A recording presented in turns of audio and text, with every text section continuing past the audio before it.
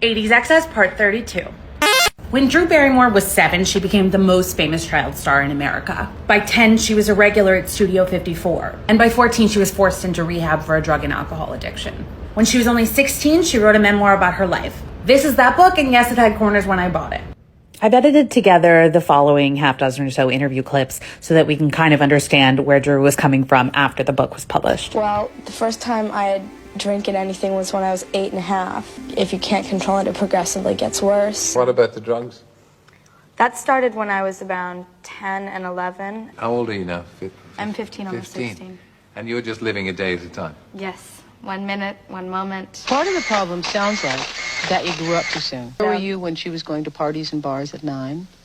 I was never with her at bars at 9, but I would go with her to parties. And when we got there, we would stay together for time. Then she would go her way and I would go my way. Mom put me in a place that was like a full psychiatric ward for 1.5 years. And you couldn't mess around in there. And if you did, you would get thrown either in the padded room or get put in stretcher restraints. I think she created a monster.